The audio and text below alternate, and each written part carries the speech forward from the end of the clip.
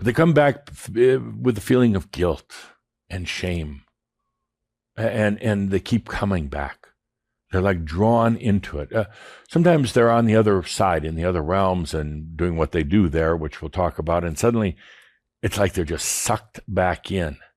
I mean, suddenly they're on the other side. They might be, I don't know, talking to other dead people, and suddenly whoosh, they're gone.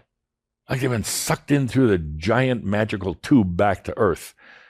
And they think that they had nothing to do with it. They think that it's some mysterious being that sucked them back in, or some demon that sucked them back in, but not at all. That was their karma.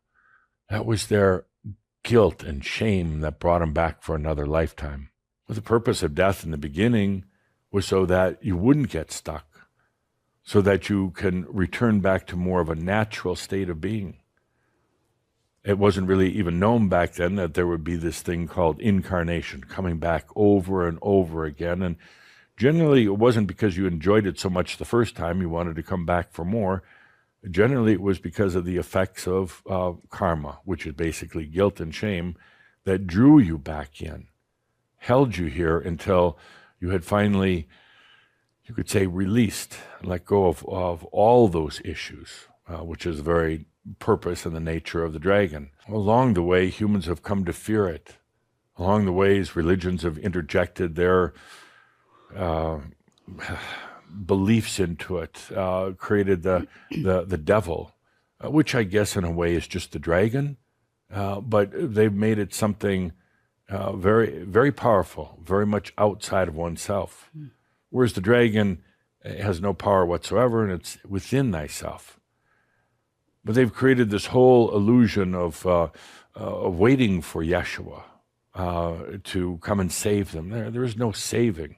There are millions of beings laying in wait in the near earth realms for Jesus to save them.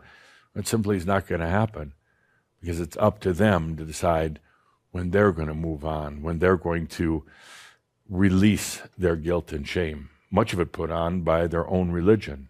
Could you imagine having a true rest stop along the way, a true time to integrate wisdom, to release the guilt and shame in the other realms before you came back? I dare say you would have chosen a different family to come back to.